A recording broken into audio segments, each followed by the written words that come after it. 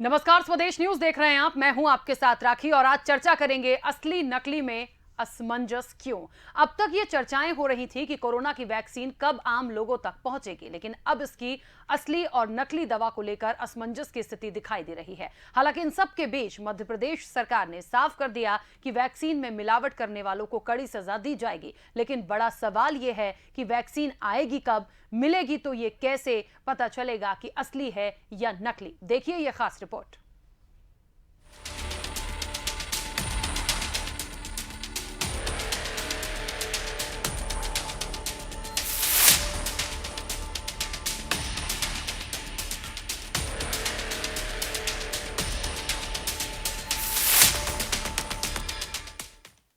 Corona virus के attack ने लाखों लोगों की जान ली और तब तक एहतियात बरतने को कहा गया जब तक इसकी वैक्सीन नहीं आती। इस बीच रूस ने पहली कोरोना वैक्सीन बनाने का दावा किया और राष्ट्रपति व्लादिमीर पुतिन ने पहला टीका बेटी को लगवाया। उसके बाद कई देशों ने वैक्सीन बनाने का दावा किया और ट्रायल भी किए गए, लेकिन नतीजा कुछ नहीं निकला। उधर भारत में भी वैक्सीन के लिए करोड़ों का उत्पादन किया जा रहा है। दिल्ली के मुख्यमंत्री अरविंद केजरीवाल ने कहा कि हमने फ्रंट लाइन वर्कर्स और हेल्थ केयर वर्कर्स समेत 51 लाख लोगों की लिस्ट तैयार कर ली है, जिन्हें पहले फेज में कोरोना वैक्सीन दी जाएगी। दिल्ली में पहले फेज के वैक्सीनेशन के लिए 1 करोड़ 2 लाख वैक्सीन की जरूरत होगी, क्योंकि वैक्सीन के 2 डोज देने होंगे। फिलहाल 74 लाख डोज को स्टोर करने के इंतजाम है, जिसे अगले एक हफ्ते में बढ़ाकर 1 करोड़ 15 लाख करने का प्रयास है। हमने दिल्ली सरकार में वैक्सीन अपने दिल्ली के लोगों को वैक्सीन देने के लिए पूरा इंतजाम कर लिया है। दिल्ली सरकार पूरी तरह से तैयार है केंद्र सरकार से वैक्सीन रिसीव करने के लिए, वैक्सीन को स्टोर करने के लिए और लोगों को वैक्सीन लगाने के लिए। केंद्र सरकार ने 3 किस्म के प्रायोरिटी लोगों को लिस्ट बनाई है कि सबसे पहले इन्हें दिया जाएगा वैक्सीन, क्योंकि वैक्सीन आएगा एकदम से, उसकी प्रोडक्शन तो इतनी ज़्यादा प्रोडक्शन नहीं हो सकती कि सारे देश को एक साथ दिया जा सके, उतनी कैपेसिटी भी नहीं होगी। तो प्रायोरिटी एरिया, 3 किस्म के प्रायोरिटी एरिया बनाए गए हैं कि पहले इन लोगों को दिया जाएगा। उसमें है सबसे बड़ा priority area health care worker, हमारे डॉक्टर्स, हमारे नर्सेज, पैरामेडिकल स्टाफ, ये जितने लोग हैं हेल्थ केयर वर्कर्स जो हैं, उन लोगों को सबसे पहले दिया जाएगा। दिल्ली में लगभग ऐसा एस्टीमेट है कि 3 लाख के करीब हेल्थ केयर वर्कर्स हैं। दूसरा है फ्रंटलाइन वर्कर्स। फ्रंटलाइन वर्कर्स हैं जैसे पुलिस वाले हैं, जैसे सिविल डिफेंस वॉलंटियर्स हैं, जैसे म्युनिसिपल वर्कर्स हैं। इस किस्म के लोगों को फ्रंटलाइन वर्कर्स बोला जाता है। दिल्ली में उम्मीद है ऐसे लोगों की संख्या लगभग 6 लाख है। और तीसरी कैटेगरी है वो लोग जो कि 50 साल से ज्यादा उम्र के हैं, या अगर 50 साल से कम उम्र के हैं तो उनको किसी किस्म की कोमॉर्बिडिटी है कि 50 साल से उम्र तो कम है लेकिन डायबिटीज है या हार्ट की बीमारी है या कोई और ऐसी बीमारी है जिसमें कोरोना कई बार जानलेवा हो जाता है। ऐसे लोगों की संख्या दिल्ली में लगभग 42 लाख है। तो 42 लाख और 6 लाख 48 लाख और 3 lakh health care workers, 51 lakh लोग दिल्ली में हमारे प्रायोरिटी कैटेगरी में आते हैं। वो प्रायोरिटी कैटेगरी जो केंद्र सरकार ने डिफाइन की है। इन सब लोगों को चिन्हित लगभग कर लिया गया है। जो थोड़ा बहुत काम बचा है, मुझे उम्मीद है कि अगले एक हफ्ते के अंदर पूरा हो जाएगा। एक आदमी को 2 डोज लगेंगी, तो 51 लाख लोग मतलब 1 करोड़ 2 लाख डोज की जरूरत पड़ेगी पहले फेज में इन प्रायोरिटी लोगों को वैक्सीन देने के लिए। हमारे पास अभी 74 लाख डोज स्टोर करने की कैपेसिटी है, कोल्ड स्टोर की कैपेसिटी है, लेकिन इसको बहुत जल्द अगले 5-7 दिन के अंदर, सारा काम बड़ी तेजी से चल रहा है, अगले 5-7 दिन के अंदर, मैक्सिमम एक हफ्ते के अंदर ये कैपेसिटी हमारी बढ़ के 1 करोड़ 15 लाख डोज स्टोर करने की कैपेसिटी हो जाएगी। तो एक तरह से हमें प्रायोरिटी लोगों को वैक्सीन देने के लिए 1,02,00,000 डोजेस की जरूरत है और हमारे पास कुछ दिन में ही 1,15,00,000 वैक्सीन स्टोर करने की कैपेसिटी हो जाएगी। अमेरिका, चीन, ब्रिटेन, रूस, इजराइल और कनाडा में 24 लाख से अधिक लोगों को टीका लग चुका है। उधर स्विट्जरलैंड में 90 साल से ज्यादा उम्र की एक महिला को पहला टीका लगाया जा चुका है और ऐसा करने वाला स्विट्जरलैंड 7वां देश है। कोविड वैक्सीन के भंडारण को लेकर एमपी सरकार की तैयारी भी तेजी से चल रही है, लेकिन मिलावट से बचना सरकार के लिए बड़ा टास्क है। हाल ही में ग्वालियर में प्लाज्मा में हुई मिलावट, व्यक्ति की मौत और WHO के अलर्ट के बाद सरकार सख्त हुई है और 3 साल की सजा के प्रावधान को अब उम्र कैद में बदल दिया गया है। सरकार ने तय किया है कि जो 3 साल की सजा का प्रावधान था उसे आजीवन कारावास में अब हम बदलने जा रहे हैं। इन सब के बाद क्या जल्द वैक्सीन मिल पाएगी और यदि वैक्सीन लोगों तक पहुंचती भी है तो वो असली है या नकली, ये कैसे पता चलेगा और दोषी किसे माना जाएगा, ये बड़े सवाल हैं क्योंकि वैक्सीन को लॉन्च होने में वक्त भी लगेगा और एक बड़ी टीम और प्रोसेस से गुजरकर ये हमारे और आपके बीच पहुंचेगी। स्वदेश न्यूज, ब्यूरो।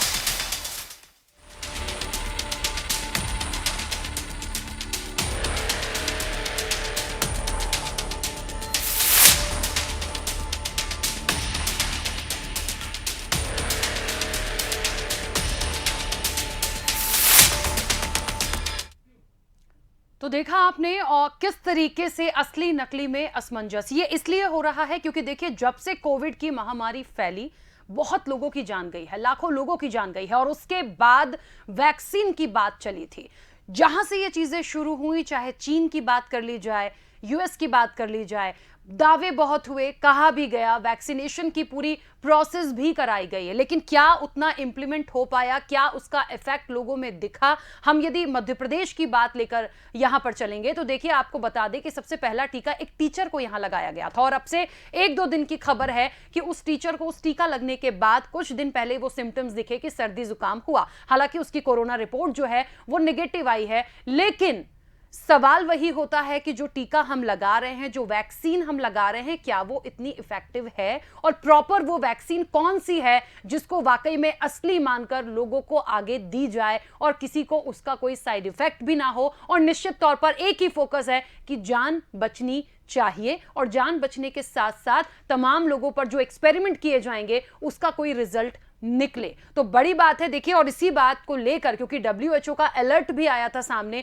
और उसके बाद क्योंकि नरोत्तम मिश्रा को भी हमने सुना, उन्होंने बहुत गंभीरता से लिया और साफ तौर पर कहा है कि पहले तो 3 साल की सजा का प्रावधान था यदि इस तरह की कोई मिलावट होती है, लेकिन अब उम्र कैद होगी क्योंकि कोविड एक छोटी सी बीमारी नहीं है और जब से कुछ दिनों से नए स्ट्रेन की बात फैली है तो निश्चित तौर पर थोड़ी सी चिंताएं और बढ़ गई हैं। विस्तार से चर्चा करते हैं। स्टूडियो में कई मेहमान हैं। सबसे पहले आपका परिचय करवा दें। राजनीतिक विश्लेषक के रूप में सत्येंद्र जैन जी हमारे साथ जुड़े हुए हैं। सत्येंद्र जी बहुत स्वागत चर्चा में शामिल होने के लिए। कांग्रेस प्रवक्ता विवियन खोंगल जी हमारे साथ हैं। विवियन जी आपका भी बहुत स्वागत है। और डॉक्टर हैं विश्वास गुप्ता। विश्वास जी आपका भी बहुत स्वागत है। चर्चा की शुरुआत मैं सबसे पहले सत्येंद्र जी आपसे ही करना चाहती हूं। इस पूरी रिपोर्ट को देखकर, उन आंकड़ों को देखकर और अभी जो वर्तमान में परिस्थितियां चल रही हैं, बड़ा टास्क ये है कि प्रॉपर पता हो लोगों को कि ये कोविड की या कोविड के इलाज के लिए ये वैक्सीन है, वो लगाई जानी है, वो असली है, उसमें मिलावट तो नहीं है। ये कैसे फाइंड आउट करेंगे? देखिए राखी जी, ये जो मिलावट कैसे फाइंड आउट करेंगे, यह काम तो विशेषज्ञ लोगों का काम है। लेकिन एक ये अच्छी बात है, सरकार ने जो संवेदनशीलता दिखाई है कि जिस तरीके से कुछ लोग होते हैं जो शॉर्ट टाइम में ज़्यादा मैक्सिमम गेन करना चाहते हैं, जो कि गैरकानूनी कार्य में लिप्त रहते हैं, मिलावट के प्रति कसावट वाला जो एक भाव है जो राज्य सरकारों ने भी दिखाया है। मध्य प्रदेश की राज्य सरकार ने, माननीय गृह मंत्री जी ने कहा ही है, नरोत्तम मिश्रा जी ने, कि मिलावट के खिलाफ कसावट होगी और बहुत अच्छे तरीके से उन्होंने उस कानून के अंदर भी बदलाव की जो बात कही है कि 3 साल की जो सज़ा होती थी अगर कोई खाद्य वस्तु या जो खाद्य में जो मिलावट होती है, लाइफ क्लेमिंग जो ड्रग्स होती हैं, लाइफ क्लेमिंग जो पदार्थ होते हैं, जो एडिबल पदार्थ होते हैं, खाद्य पदार्थ होते हैं, उससे किसी की जान जा सकती है। तो उसमें जो एक प्रावधान था पहले के कानून में, आप देखिए उस कानून में मात्र 3 साल तक की सज़ा होती थी, इम्प्रिजनमेंट होता था, कैद होती थी। लेकिन उसको मध्य प्रदेश सरकार की संवेदनशीलता है कि जब ये आएगी, वैक्सीन आएगी उसके पहले ही कि इस तरीके की पॉसिबिलिटीज़ है कि लोग जो है मुनाफाखोरी करने लगेंगे, मिलावट करने लगेंगे, इस तरीके का एक माफिया जो है, मेडिकल माफिया की बात कहें, जो वो सक्रिय होगा, तो उसके खिलाफ राज्य सरकार की मैं धन्यवाद देता हूं, माननीय शिवराज जी को, माननीय नरोत्तम मिश्रा जी को, सारी सरकार को। उसके बाद साथ ही साथ आप देखिए जिस तरीके से आपने जो आज अभी बयान बताया कि केजरीवाल साहब कह रहे हैं, दिल्ली के मुख्यमंत्री हैं, तो वो उन्होंने अपनी तैयारियां की हुई हैं, बहुत अच्छी बात है। और मैं चाहता हूं, मेरी सद्भावनाएं हैं इस विषय पे, क्योंकि कोरोना एक ऐसी महामारी है जो मानवता के लिए खतरा है। तो मानवता को अगर संरक्षित करना है, पोषित करना है, पल्लवित करना है, तो हम सभी राजनीतिक दलों को बिना किसी द्वेष के मानवता को कैसे हम बचाएं, उसमें हम कैसे अपने अपने जो श्रम है, जो अथक परिश्रम है, वो कैसे उसमें मैक्सिमम हम पुट करें, प्रयास करें, ये हमारा भाव होना चाहिए। तो ठीक बात है। लेकिन जिस तरीके से आपने कहा कि मिलावट करने वाले लोग हैं, अब मिलावट करने वालों के लिए कैसे आइडेंटिफाई करेंगे? देखिए, आइडेंटिफाई करने का काम विशेषज्ञ लोग हैं, तो जो विशेषज्ञ लोग हैं जरूर उनकी जांच होगी। और हर राज्य के अंदर FDA है, food and drug administration department होता है, और मेडिकल के और बहुत सारे विभाग हैं, वह करेंगे। Ministry of health and family welfare जो भारत सरकार का विभाग है, स्वास्थ्य मंत्रालय, वो है। हाँ सत्येंद्र जी, वो तो ठीक है, लेकिन आम जनता जो उससे सफर कर रही है या जो पीड़ित होंगे, उनको सेटिस्फैक्शन जो है वो कैसे मिल पाएगा? निश्चित तौर पर देखिए, यदि सरकार के पास कोई एक स्टोर आता है या भारी मात्रा में वो वैक्सीन आती है, तो निश्चित तौर पर सरकार की भी अपनी एक जिम्मेदारी है कि वो प्रॉपर देखें, और जो लगाए जा रहा है, जो सप्लाई होगा, जो हॉस्पिटल्स तक जाएगा, जो लोगों तक जाएगी, वो असली होनी चाहिए, उसके कोई साइड इफेक्ट नहीं होना चाहिए। ये जिम्मेदारी सरकार की भी, और जहां से आ रहा है वो आइडेंटिफिकेशन यहां से होने के बाद बीच की जो टीम है, जो पूरी प्रोसेस है, उनके लिए भी बहुत जिम्मेदार है। तो वो एक श्योरिटी जो एक आम जनता को होगी कि हाँ, हम ये मेडिसिन ले रहे हैं और ये असली है, नकली नहीं है। बहुत अच्छा बात कही आपने, प्रश्न उठाया, सवाल उठाया है राखी जी। ये सीधा सीधा मानव जीवन से संबंध रखने वाला प्रश्न है, मानव जीवन को खतरे में डालने वाला। तो आप देखिए, भारत के जो प्रधानमंत्री हैं माननीय मोदी जी, उन्होंने सारे मुख्यमंत्रियों को साथ में लेकर के कई बार बैठकें की हुई हैं कि कोरोना कैसे कंट्रोल करना है। और अब चूंकि वैक्सीन का अरेंजमेंट करना है, वैक्सीन डिस्ट्रीब्यूशन की बात है, वैक्सीन को अंतिम व्यक्ति तक किस तरीके से हम पहुँचाएँ, उसके लिए क्या प्लान होना चाहिए, उन्होंने बहुत प्रिवेंटिव मेजर्स ले लिए। आज भी देखिए, आपको मैं ये काम किया हुआ है, और आज भी मैं आपके चैनल के माध्यम से आपके दर्शकों को बताना चाहता हूं कि अभी भी जितनी भी वैक्सीन आ रही हैं, ये सब भी इनकी एफिकेसीज क्या है, तो जब लोगों को लगेगा और उसका सही प्रभाव पता चलेगा, तब पता चलेगा। तो आप देखिए, अभी आपको एक खबर होगी कि जो अभी ऑस्ट्रेलिया एक देश है, वहाँ पर एक वैक्सीन बनी, और उस वैक्सीन को लगाने के बाद वहाँ पे उस व्यक्ति को बेचारा, जो देखें अगर रिपोर्ट आई, उसमें उस व्यक्ति को हेपेटाइटिस हो गया उसको लगाने के बाद। तो इस तरीके के बहुत सारे कॉम्प्लेक्सेस आ रहे हैं। जैसा आपने बात कही कि भोपाल में हमारे एक शिक्षक हैं, उन्होंने वैक्सीन का डोज लिया, मैं उनको धन्यवाद देता हूं। और इस तरीके से जितने लोग हैं उन सबको मैं वंदन करता हूं, और सभी लोगों को से आग्रह भी करता हूं कि ऐसा नहीं है, हम आए और आकर के आगे आकर के मानवता की रक्षा के लिए वैक्सीन का जो अभी ट्रायल फेज जो चल रहा था उसमें भी हम दें, जैसे कि हमारे गृह मंत्री जी ने भी दिया।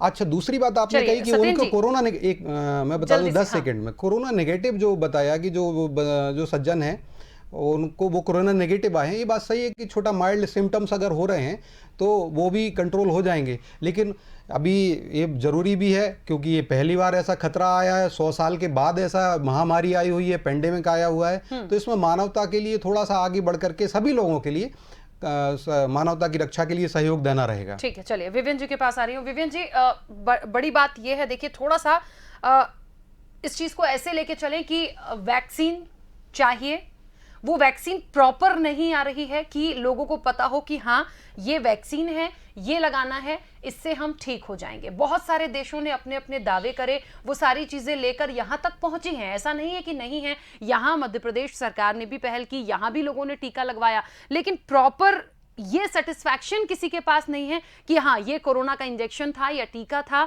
ये हमने लिया, इसके दो डोज लगेंगे, इसका साइड इफेक्ट नहीं होगा और हम ठीक रहेंगे। ये सेटिस्फैक्शन और असली नकली की चीज जो ये नई शुरू हुई है और इस बीच नए स्ट्रेन का भी आना, क्या लगता है? राखी जी, आपको और आपकी टीम को मैं बहुत बहुत बधाई देना चाहूँगा, जिन्होंने इस सुस्त और निकम्मी सरकार को आज की डिबेट के माध्यम से, आज के कार्यक्रम के माध्यम से जो है जगाने का कार्य किया है, और इनको पहले से ही इस विषय को उठा दिया कि यहाँ पर मध्य प्रदेश एक बहुत सॉफ्ट टारगेट होने वाला है ऐसे लोगों के लिए जो लोग इस प्रकार का असली और नकली और मिलावट और इन सारे एक माफियागिरी है इसके अंदर लिप्त होते हैं, इन्वॉल्व होते हैं। आज मध्य प्रदेश को एक्स्ट्रा एफर्ट्स लेने की और ज़्यादा चिंतित होने की आवश्यकता क्यों है, ये बात मध्य प्रदेश ने जो पिछले 8 महीनों में शिवराज सिंह चौहान की जो सरकार है इसने दर्जनों बार सिद्ध की है। आपके दर्शकों को मैं बता देना चाहता हूं, भूले नहीं होंगे दर्शक वो दृश्य भी कि जब इसी मध्य प्रदेश के अंदर मुख्यमंत्री बनने के पहले शिवराज सिंह चौहान ये कह रहे थे कि कोरोना वोरोना कुछ नहीं होता। उसके बाद जब उन्होंने छल कपट से इस गद्दी पर आकर बैठे, उसके बाद की जो स्थितियाँ और परिस्थितियाँ निर्मित हुई इंदौर के अंदर, हमने सबसे बड़ी बात इंदौर के अंदर हमने इतना बड़ा मिसमैनेजमेंट देखा। शवों को जो है चूहे कुतर रहे हैं हॉस्पिटल्स के अंदर। आप मिसमैनेजमेंट देखिए कि ऑक्सीजन जैसी, आदरणीय डॉक्टर साहब इस बात से सहमत होंगे कि मध्य प्रदेश के अंदर ऑक्सीजन जो कि सबसे ज़रूरी वस्तु थी कोरोना संकट के दौरान, उसकी कमी से मध्य प्रदेश जूझ रहा था, और मध्य प्रदेश को महाराष्ट्र और गुजरात की तरफ नजरें उठाकर देखना पड़ रहा था कि हमारे पास ऑक्सीजन है। ऐसा नहीं लगता कि इसको गंभीरता से भी सरकार ले रही है? अभी हाल ही में जो प्लाज्मा की हम लोग चर्चा कर रहे थे, प्लाज्मा का फर्जीवाड़ा मध्य प्रदेश के अंदर पाया जाता है, वो भी होम मिनिस्टर के गृह जिले में, गृह मंत्री के, उनकी नाक के नीचे से, जब होम मिनिस्टर बंगाल के अंदर प्रचार करने गए हुए थे, उनकी नाक के नीचे होम मिनिस्टर के गृह जिले के अंदर प्लाज्मा जो है नकली प्लाज्मा का इंसिडेंट सामने आता है, और जो कि इंटरपोल तक और WHO तक जिसकी शिकायतें जाती हैं, प्रदेश को शर्मसार होना पड़ता है। तो इसलिए मध्य प्रदेश के अंदर टीकाकरण के नाम पर हेल्थ माफियाज और फार्मास्यूटिकल माफिया 100% ऐसे प्रयास करेंगे। अब इसको कैसे रोकना है, ये मध्य प्रदेश की सरकार को अपनी कमर कसनी पड़ेगी, और आप लोगों को मीडिया के माध्यम से लगातार इस पर नज़र रखनी पड़ेगी कि किस प्रकार से इसको कंट्रोल किया जाए, और किस प्रकार से हमारे लोगों की, हमारे बच्चों की, हमारे बुजुर्गों की, हमारे प्रदेश की 7.5 करोड़ जनता की जो है जान की हिफाजत किस प्रकार से हम लोग करेंगे, इस पर विशेष ध्यान देने की आवश्यकता है। बिल्कुल। और एक बात है, देखिए, क्योंकि कोविड-19 या कोरोना महामारी, वो ये देखकर किसी को नहीं लगता कि कोई राजनीतिक दल है या कोई और है, वो एक ऐसी महामारी है जो उसने पूरे विश्व को अपनी चपेट में लिया। और उसके बाद आज यदि उसके वैक्सीनेशन की बात होती है तो निश्चित तौर पर हर परिवार चाहेगा, हर व्यक्ति चाहेगा कि एक ऐसी दवा मिले जिसका प्रॉपर ट्रीटमेंट हो सके और वो लोग ठीक हो सके, लोगों की अब जाने नहीं जाएं, क्योंकि इस महामारी में बहुत लोगों की जान गई है, बहुत लोगों ने अपने परिवार के लोगों को खोया है। विश्वास जी के पास आ रही हूँ। विश्वास जी, मेडिसिन को लेकर प्रॉपर मैं बात करूंगी आपसे, क्योंकि निश्चित तौर पर आप बहुत दिन से सारी चीजें देख रहे होंगे। क्या लगता है, कोरोना की प्रॉपर वैक्सीन जो अपने अपने दावे हो रहे हैं, कब तक एक्यूरेट माना जाए कि आ सकती है? अभी तो ये कहा जा रहा है कि पूरी लिस्ट तैयार है, हम इन लोगों को देंगे, जनवरी में मे बी पूरा आ जाए कि हाँ यही दवा है जो लोगों को देनी है। और उस बीच यदि ग्वालियर जैसा इंसिडेंस आता है कि मिलावट हो रही है, लोगों की जान जा रही है, नकली प्लाज्मा दे दिया, कैसे इसको आइडेंटिफाई कर पाएंगे? देखिए राखी जी, आपने काफ़ी अच्छे मुद्दे उठाए, इनके विषय में मैं आपसे एक एक करके संक्षिप्त में बात करूंगा।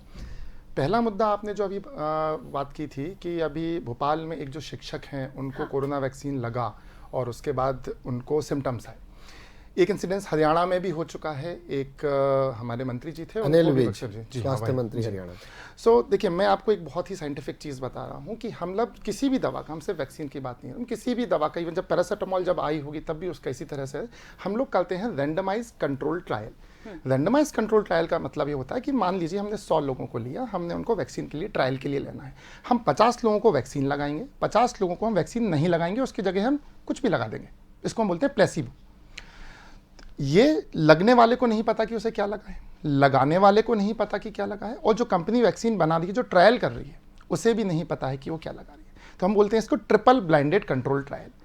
तो जो भी हमारे सज्जन हैं जिनको सिम्टम्स आए हैं, हमें नहीं पता, किसी को नहीं पता कि उनको वैक्सीन लगा था या उनको दूसरी दवा प्लेसिबो दी गई थी।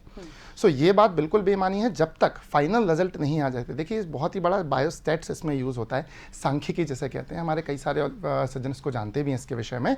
किसी भी दवा के लिए ट्रायल जब होता है तो उसका एक प्रॉपर डेटा इंटरप्रिटेशन होता है, जो कि अभी काफ़ी सारे वैक्सीन का फेज़ 3 में चल रहा है। सो जब तक डेटा का रिजल्ट नहीं आ जाता तब तक हम नहीं कह सकते कि कौन सा वैक्सीन कितना कारगर है, पहली बात। सो इस बात से बिल्कुल भ्रमित ना हो कि जब तक फाइनल रिजल्ट नहीं आ जाता है तब तक इस बात से भ्रमित ना हो कि मुझे तो वैक्सीन लगा था, फिर मुझे कोरोना कैसे हो गया। हो सकता है आपको वैक्सीन ना लगा हो, आपको प्लेसिबो दिया गया हो, पहली बात। अच्छा, दूसरी बात में आपका जो सवाल है कि वैक्सीन को ऐसे पहचानें कि नकली है या असली है। देखिए किसी भी दवा को बनाने के लिए हमारे लगभग हर देश में अपनी अपनी एक संस्था होती है। जैसे drug control authority of India जो है वो इस बात का निर्णय करती है कि कौन सी कंपनी कौन सी दवा बनाएगी। ये सिर्फ वैक्सीन के लिए नहीं है, हम इवन आप पैरासीटामॉल जैसी छोटी दवा भी जो कॉमनली हम खा सकते हैं बुखार के समय में, इस तरह की कोई दवा भी आप खाते हैं तो उसका भी पहले drug control authority of India से अप्रूवल होता है। सो हर कोई इस तरह से नहीं बना सकता है, पहली बात। दूसरी बात, अगर इस तरह की कोई घटना होती है तो देखिए जैसे कि सिर्फ वैक्सीन ही नहीं, और भी बहुत सारे वैक्सीन, जैसे कि हम जो बच्चों में वैक्सीन लगते हैं, जैसे कि पल्स पोलियो के वैक्सीन हुए, हेपेटाइटिस के वैक्सीन हुए, हम लोग जो पहले से लगाते आ रहे हैं, पहले से सप्लाई चेन मेंटेन है। कभी हमने उनके विषय में बात नहीं की वहाँ पे नकली वैक्सीन आ रहे हैं, क्योंकि गवर्नमेंट खुद डायरेक्ट उसको खरीदती है। जैसा कि अभी तक कोविड के वैक्सीन के विषय में हम बात कर रहे हैं, अभी तक किसी भी प्राइवेट संस्था को वो दवाई खरीदने की अनुमति नहीं है। अभी सिर्फ गवर्नमेंट ऑफ इंडिया डायरेक्ट उसको परचेस करेगी कंपनी से और उसको डिस्ट्रीब्यूट करेगी अपने सेंटर्स पे। जिस तरह भी सेंटर्स बनाए जाएंगे, जो भी हमारा आगे प्लानिंग रहेगी, उसके हिसाब से सेंटर्स को डिस्ट्रीब्यूट किए जाएंगे। आपको जाके मेडिकल स्टोर पे वैक्सीन खरीदने की आवश्यकता नहीं, अभी इसका अप्रूवल नहीं मिला है। जब तक ये ड्रग पूरी तरह से सेफ्टी में नहीं आ जाती है, इसका अप्रूवल प्रॉपर नहीं हो जाता है, तब तक ये दवा नहीं मिलेगी। इसलिए अभी फ़िलहाल जब तक गवर्नमेंट ऑफ इंडिया इस में इंश्योर है कि वो केवल डायरेक्ट कंपनी से लेने वाली है, जो कि अप्रूव्ड कंपनी रहेगी, जो भी कंपनी आ रही है, या रूस का वैक्सीन लें या भारत निर्मित कोई वैक्सीन लें, तो डायरेक्ट कंपनी से आएगा, तो इस बात की संभावना काफ़ी कम रहेगी कि कोई नकली वैक्सीन आए। और बात रही प्लाज्मा की, देखिए तो plasma actually drug control authority of India से अप्रूव नहीं होता है। प्लाज्मा हुआ या ब्लड का कोई दूसरा कंपोनेंट हुआ, वो लोकल लेवल पे ब्लड बैंक्स बनाते हैं। तो वो जो न्यूज़ थी जिसमें कि नकली प्लाज्मा आया था, वो लोकल लेवल पे लोगों ने जो ब्लड बैंक में पहले से कार्यरत थे, उन्हें एक्सपीरियंस था कि कैसे फर्जीवाड़ा किया जा सकता है, तो उन्होंने किया था। सो ये बहुत ही लोकल लेवल की चीज़ है। सेंट्रल लेवल पर इस तरह की घटना करना थोड़ा नामुमकिन जैसा है। बिल्कुल ठीक है। सतीन जी, बहुत सारी चीज़ें विश्वास जी ने बहुत क्लियर भी की हैं। निश्चित तौर पर वही आम जनता तक पहुंचाना भी ज़रूरी था और है, क्योंकि एक जगह से यदि कोई मेडिसिन सप्लाई होके आती है, वो गवर्नमेंट के पास है, वहां से डिस्ट्रीब्यूट हो रही है। अभी ऐसी कोई दवा नहीं है। एक चीज़ तो पता चल गई कि आप कहीं भी जाते हैं और कोरोना की वैक्सीन मांगते हैं या उसका टीकाकरण करवाते हैं, ऐसा कुछ भी नहीं है। जब तक गवर्नमेंट की तरफ से ऑथराइज नहीं होता तब तक कोई भी चीज़ें नहीं होनी है। इस बीच ठीक है, जिस तरीके से प्लाज्मा की एक चीज़ उन्होंने क्लियर करी है। सतीन जी, क्या माना जाए आगे? ये सारी चीज़ों को रोकना भी है, सजा का प्रावधान भी क्योंकि सरकार ने कर दिया, इसको गंभीरता से भी लिया है। अब इंतजार बस उसी चीज का हो रहा है कि वो चीज जल्दी से आ जाए। क्या माने, कितना वक्त और लग सकता है, कितनी प्रोसेस में वो चीज गुजर रही है। अरविंद केजरीवाल को हमने सुना, उन्होंने कहा है हमने तो पूरी लिस्ट तैयार करके रखी है, लेकिन बहुत वक्त हो गया, 9 महीने ये हो गए, लगभग साल भर होने वाला है। वो चीज, वो मेडिसिन नहीं मिल पा रही, और इस बीच वो नया स्ट्रेन, वो और जो कि जिसको 70% तक ज्यादा इफेक्टिव माना जा रहा है, उसने निश्चित तौर पर चिंताएं बहुत बढ़ाई हैं।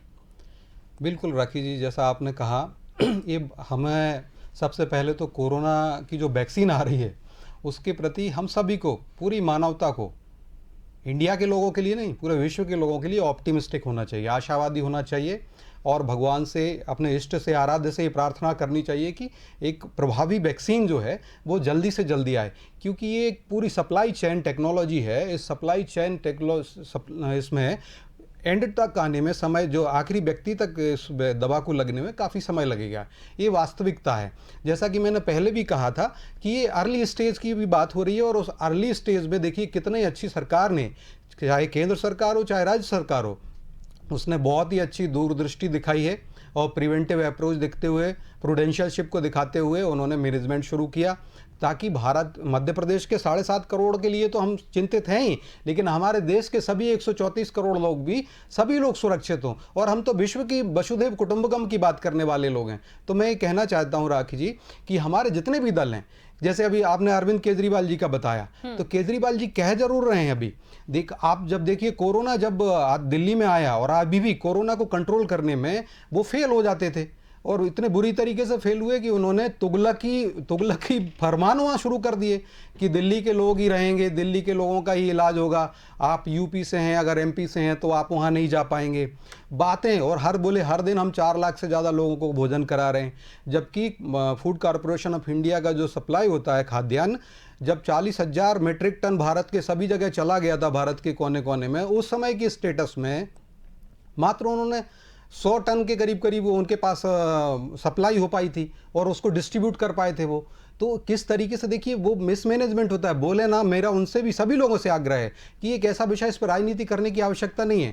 कि अब जैसे हमारे विवियन जी ने कहा, बिल्कुल सही कहा, अच्छी बात है, लेकिन देखिए इसमें मैं भी कह सकता हूं, लेकिन मैं ये नहीं कहूंगा कि इसमें कांग्रेस की कोई पॉलिटिक्स है, कि महाराष्ट्र वालों लोगों ने, कांग्रेस की सरकार वहां पर है और कांग्रेस के लोगों ने मध्य प्रदेश के लोगों को प्रताड़ित करने के लिए ऑक्सीजन की सप्लाई नहीं दी। तो इस तरीके से और भी सारी जगह पे जो है, जो जहाँ नहीं, मैं वो नहीं कह रहा हूँ विक्की जी, मत आओ आप इस पे, अपन को मानवता की सेवा करना है। मेरा आपसे यही आग्रह है कि अपन इसमें ये अपने और हम राजनीतिक हित ना देखें, हम कैसे हम भारत के लोगों को, मध्य प्रदेश के लोगों को सुरक्षित कर सकें। और डॉक्टर साहब ने बहुत अच्छा बताया, जिस तरीके से वो उस विषय के विशेषज्ञ हैं, कि प्लाज्मा जो लोकल लेवल पर डिस्ट्रीब्यूट होता है, वो वैक्सीन जो डिस्ट्रीब्यूट होने वाली है, वो सीधा भारत सरकार की ओर से होने वाली है। अब मैं फिर आपसे कहता हूं, देखिए केजरीवाल जी ने कहा, अब फाइजर की वैक्सीन के करोड़ों डोज सरकार ने आदेश दे दिए फाइजर कंपनी को।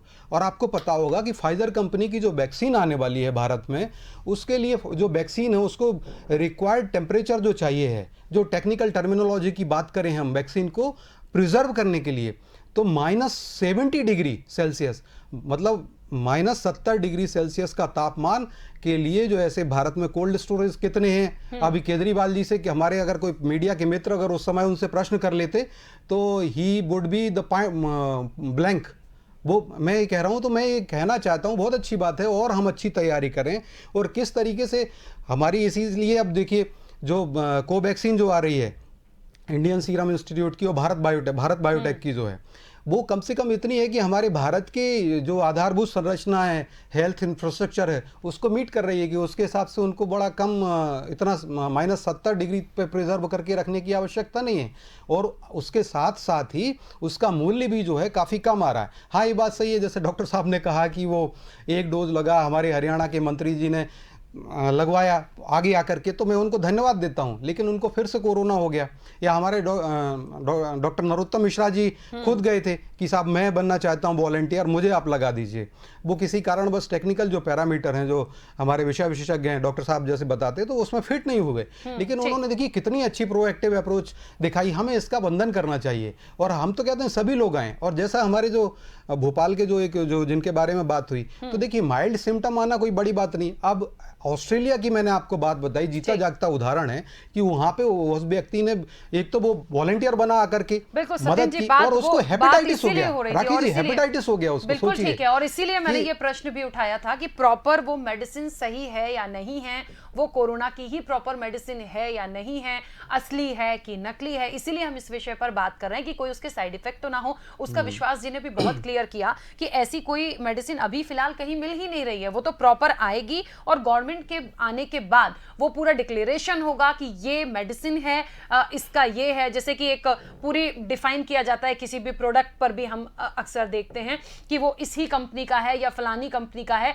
उसको अदर देन किसी दूसरे कंपनी का कोई मिलता जुलती मेडिसिन है या कुछ है तो आपको नहीं लेना है। तो वो गाइडलाइन के थ्रू जब चलेंगे तो निश्चित तौर पर डिस्ट्रीब्यूट भी वो होगी। हाँ राखी जी, मैं इसमें और एक बात बता दूं कि देखिए भारत सरकार ने और मध्य प्रदेश सरकार ने आज एक्टिव पेशेंट मध्य प्रदेश के अंदर 10,000 से भी कम हो गए, तो ये बहुत कहीं ना कहीं, और देश के अंदर 96% से ज्यादा की सफलता की रेट है कि कोरोना रिकवर हो रहा है। आप देखिए विश्व के अंदर इस तरीके से जो किया है, इसको भारत सरकार की जो प्रयासों की या मध्य प्रदेश सरकार की, इस सब की सराहना WHO ने भी की हुई है सभी बिल्कुल जगह। ठीक है, और लेकिन दूसरे देखिए एक और अलर्ट, भारत देखिए, भारत जो है WHO ठीक ने है, तो पाकिस्तान की भी तारीफ की थी, अलर्ट भारत की तो की नहीं थी। लीजन ऑफ मेरिट का अवार्ड मिल गया साहब, आप उनको धन्यवाद दे दीजिए। अमेरिका जैसे देश ने कभी इतना सारा इतना अभी रहने दीजिए, सुनिए, राखी जी, 150 आप से ज्यादा continue देशों के लिए क्या बात कर रहे हो आप? भारत देखिए, देवदूत रहने बन के दीजिए, आया उनके लिए, रहने दीजिए, अभी आप भारत शांति से- देवदूत बन के आया। राखी ब्राजील जी, के आप सवाल देखिए करें। बात बोला सिर्फ था, इतनी मैं सी नहीं हो रही कह है, रहा। तमाम Irrelevant देश हैं, लोगों को तमाम आप देश देखिए हैं, पूरा रोम जल रहा है, आज भी राखी जी, पूरा रोम तमाम जल रहा देश है। हैं जो प्रयास कर रहे हैं। की और एक मित्र जो विशेष बात मानसिकता करते के हैं, लोगों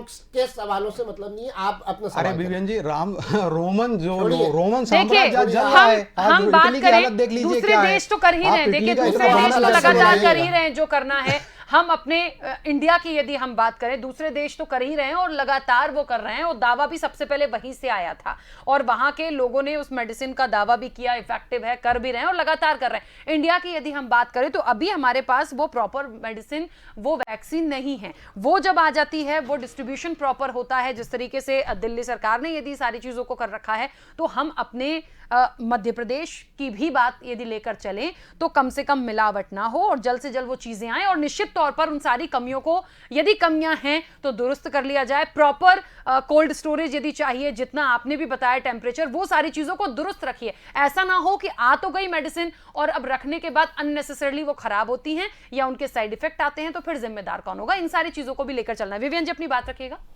बहुत अच्छा पॉइंट रेस किया राखी जी आपने कि डिस्ट्रीब्यूशन चैनल, जैसा कि हम जानते हैं कि भारत इस विश्व का 60% वैक्सीन निर्माण इस विश्व के अंदर जो होता है वो भारत में होता है। ये 70 सालों की हमारी इस लोकतांत्रिक देश की हमारी उपलब्धि ही इसको कहेंगे। सबसे बड़ी, विश्व की सबसे बड़ी सीरम इंस्टीट्यूट ऑफ इंडिया, जो विश्व की सबसे बड़ी वैक्सीन निर्माण कंपनी है, वो हमारी है। पंडित जवाहरलाल नेहरू जी ने जिसकी स्थापना की थी। हमारे पास में वो सारा इंफ्रास्ट्रक्चर मौजूद है। 29,000 कोल्ड स्टोरेजेस की चेन जो है वो भारत के अंदर मौजूद है, जिनके अंदर हमारा जो है कोरोना वैक्सीन का इजीली डिस्ट्रीब्यूशन के अंदर जो कारगर साबित होंगी।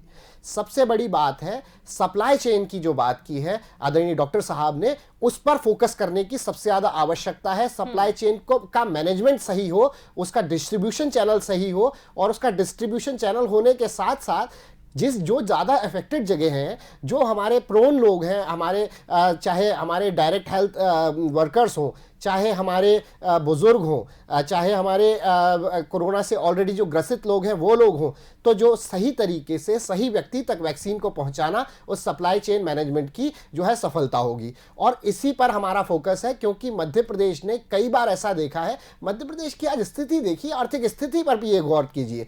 मध्य प्रदेश वो स्टेट है जो अपने हेल्थ वर्कर्स को, हमारे संविदा स्वास्थ्य कर्मियों को, हमारे स्वास्थ्य कर्मियों को टाइम पे उनकी सैलरीज नहीं दे पा रहा है। मध्य प्रदेश की सरकार ने पिछले 7 महीने में 8 महीनों में 12,000 करोड़ रुपए का लोन लिया है सरकार चलाने के लिए। तो ये सारी चीजें भी बहुत मायने रखने वाली है कि सप्लाई चेन मैनेजमेंट और डिस्ट्रीब्यूशन चैनल जो है उसको किस प्रकार से हम दुरुस्त रख पाएंगे। ये पॉइंट आपका बहुत बेहतरीन रहा है। चलिए ठीक है, और क्योंकि देखिए समय की भी सीमा है, विश्वास जी आप ही के पास आ रही हूँ। बहुत छोटे से 2 सवाल हैं। एक तो उम्मीद, क्योंकि निश्चित तौर पर आप जिस फील्ड से हैं तो आपके पास वो सारी चीजें रोज में आती होंगी, और कोविड से निपटना और निश्चित तौर पर एक जागरूकता लोगों में आई है, लेकिन थोड़ी सी चिंताएं अभी भी लोगों में बनी हुई हैं, क्योंकि जिसको भी कोरोना होता है वो सुन के एक तो थोड़ा सा डर भी होता है, भय भी होता है, लेकिन फिर भी कर रहे हैं उसके लिए कोशिश। क्या लगता है मेडिसिन जो है कब तक आ जाएगी? जो जनवरी की बात हो रही है ऑलमोस्ट पूरा डन हो जाएगा, और फिलहाल जब तक यदि लग रहा है कि कुछ और समय लगेगा तो क्या किया जाए? और एहतियात के तौर पर मास्क है, सैनिटाइजेशन है, सोशल डिस्टेंसिंग है, इसके अलावा भी कोई और ऐसे पॉइंट्स जो निश्चित तौर पर आम लोग यदि अपनाते हैं तो इससे जीत सकते हैं? देखिए, कोरोना की वैक्सीन अपनी जगह है। वो जब आएगी, जब लगेगी, तब उसके बाद हमें समझ में आएगा कितनी इफेक्टिव है कोई भी वैक्सीन। मतलब सिर्फ कोरोना की बात नहीं कर रहा हूँ। जैसे कि हम लोग BCG का टीका लगाते हैं टीबी में, उसकी हम जो एफिकेसी की बात करते हैं, उसकी क्षमता की बात करते हैं, तो वो 0 से 80% तक मानी जाती है। मतलब आप इसका मतलब समझ रहे हैं, 0% मतलब हुआ कि वैक्सीन कारगर ही नहीं है, और 80% का मतलब हुआ वैक्सीन काफ़ी कुछ कारगर है। सो इतनी ज़्यादा रेंज BCG के वैक्सीन में है, तो भी हम इसको कई सालों से इस्तेमाल करते आ रहे हैं। दूसरी बात, जैसे कि मैं BCG वैक्सीन के बता रहा हूँ कि उसमें भी क्या होता है कि जैसे टीबी का वैक्सीन होता है BCG वैक्सीन, उसमें वो सिर्फ टीबी से होने वाली घातक बीमारी को रोकता है, ना कि टीबी की बीमारी को रोकता है। तो हो सकता है कोरोना का वैक्सीन भी इस तरह से असर करे कि कोरोना के द्वारा जो निमोनिया होता है, सीरियस निमोनिया जो होता है, वो उसको रोके। सिर्फ जो कोरोना का सामान्य इन्फेक्शन होता है जिसमें सर्दी खांसी होती है उसको ना रोके। तो हमें अपने एहतियात जो बरत रहे हैं, जैसा कि अभी आपने बताया कि मास्क लगाना है, सैनिटाइजेशन रखना है, सोशल डिस्टेंसिंग रखना है, वो वैक्सीन आने के बाद भी जारी रहेगा। वैक्सीन भले ही लग जाए, लेकिन इसका मतलब ये नहीं है कि आपको सामान्य इन्फेक्शन नहीं हो सकता। आपके घर में अगर कोई बुजुर्ग है, आप बाजार से सामान्य इन्फेक्शन लेके आ गए, सर्दी खांसी है आपको, आपके घर में कोई बुजुर्ग है, आपने वहाँ पे खांसा और उनको कोरोना का सीरियस इन्फेक्शन हो गया, तो ये भी एक कॉम्प्लिकेशन हो सकता है। निश्चित तौर पे। जी, तो हमें अपने सारी चीज़ों का वैसे जैसे अभी तक हम रखते आ रहे थे, जैसा कि हमें भारत सरकार ने और हमें बाकी माध्यमों से हमें पता है कि हमें सोशल डिस्टेंसिंग रखनी है, वो सब अभी भी मैनेज करना है वैक्सीन लगने के बाद भी। अच्छा, दूसरी बात ये जो आप दूसरे पॉइंट्स की बात कर रहे थे, देखिए कोरोना अब हमारे समाज के अंदर एक हिस्सा बन चुका है जिसको हम बोलते हैं कम्युनिटी ट्रांसमिशन। अब आप ये नहीं कह सकते कि मेरे को फला व्यक्ति से इन्फेक्शन लगा है या उसका मेरे से उसको इन्फेक्शन लगा है। अब ये कम्युनिटी स्टेज में, ये कभी भी किसी को भी कैसे भी लग सकता है। सो आप अपना ध्यान जो सोशल डिस्टेंसिंग के द्वारा रखते हैं वो तो रखें ही, साथ में इस वक्त बहुत ज़रूरी है कि अपने संक्रमण के जो सिम्टम्स हैं, जो लक्षण हैं, उन पर खास ध्यान दें। पहला बुखार आते से ही सबसे पहले कोरोना की जांच अवश्य कराएं। बिल्कुल मान सकता हूं कि आपको डेंगू भी हो सकता है, मलेरिया भी हो सकता है, टाइफाइड भी हो सकता है, बट कोरोना भी हो सकता है। ये बिल्कुल ना सोचें कि हम तो घर से बाहर निकलते ही नहीं है, हमें कैसे कोरोना हो सकता है। कोरोना इस वक्त किसी को भी हो सकता है। कम्युनिटी ट्रांसमिशन का मतलब ही यही है। सो कभी भी कोई भी लक्षण आए, कोरोना की जांच से हिचकिचाना नहीं है। हमें ये बिल्कुल नहीं सोचना है अरे वो तो सामान्य बुखार है, 2 दिन में चला जाएगा। सो हम कोरोना की जांच कराएं, समय पर इलाज लें। एक बात आप मानकर चलिए, मैं इतने समय जब से कोरोना है मध्य प्रदेश में भोपाल में, तब से हम लोग से इसका इलाज कर रहे हैं। कोरोना के में अगर कोई व्यक्ति जिसको लक्षण नहीं है, वो व्यक्ति परेशान नहीं होगा, कभी उसको इतना ज़्यादा सीरियस इन्फेक्शन नहीं होगा। जिस व्यक्ति को लक्षण है, अगर वो समय पर जांच करा के अस्पताल पहुंच जाए, डॉक्टर से अपना इलाज ले ले, उसको सीरियस निमोनिया नहीं होगा। तो समय पर अपना लक्षण जैसे ही आते हैं अपनी जांच कराएं, जांच कराने के बाद अपना डॉक्टर के पास जाके इलाज लें और बिल्कुल सामान्य तरीके से आप ठीक हो जाएंगे। कोई घबराने की बात उससे नहीं है। तो कोरोना से डरना नहीं है। कोरोना के लिए सिर्फ मात्र एक चीज़ की जरूरत है, अवेयरनेस की। अगर आपको पता है कोरोना का क्या चीज़ है, हमें कैसे उस चीज़ के फॉलो करना है, किस तरह की गाइडलाइन गवर्नमेंट ने दी उसको फॉलो करें, तो कोई दिक्कत नहीं। चलिए, क्योंकि समय की सीमा है, कुछ कहना चाह रहे हैं जल्दी से? मैम, बहुत इंपॉर्टेंट पॉइंट यहाँ पर हम लोगों ने मिस कर दिया है। वो 2 बहुत महत्वपूर्ण पॉइंट है। एक, कोरोना की वैक्सीन का टीके की जो कॉस्ट है, उसका दाम, उसका मूल्य, और दूसरा ब्लैक मार्केटिंग के लिए ये सरकार को बहुत आवश्यक है कि ब्लैक मार्केटिंग के ऊपर जो है जमाखोरी के ऊपर नियंत्रण करना, वो सबसे ज्यादा इंपॉर्टेंट है। वो भी होगा, वो तब होगा जब प्रॉपर हमें पता हो कि ये मेडिसिन है, ये इतने कॉस्ट की। और अभी तक तो देखिए, हो सकता है आगे ये भी बात उठाई जाए कि सबको कोरोना का जो टीका है, जो वैक्सीन है, वो मुफ्त में भी लगे, क्योंकि महामारी है पूरे देश की, पूरे विश्व की है। तो ये मांग भी हो सकती है, लेकिन फिलहाल जब तक मेडिसिन नहीं है तब तक वो नहीं हो सकता। आपकी बात को मैं बिल्कुल एग्री करती हूं कि निश्चित तौर पर ब्लैक मार्केटिंग की जो आप बात कर रहे हैं, वो तो देखिए इस पर भी मेडिसिन के लिए गवर्नमेंट ऑफ इंडिया ने, स्वास्थ्य मंत्रालय ने फ्री मेडिकेशन के लिए हाथ खड़े कर दिए हैं। 200 से 250 रुपए मूल्य की बातें भी सुनाई दी थी। तो फ्री मेडिकेशन ही होना चाहिए, इसके लिए कोई कॉस्ट नहीं होनी चाहिए, ये हमारा मानना है। चलिए, ये एक मांग भी हो गई, एक अपील भी अभी से हो गई, और आगे कितनी आवाज उठेगी। सत्येंद्र जी कुछ कहना चाह रहे थे, जल्दी से अपनी बात रखिए।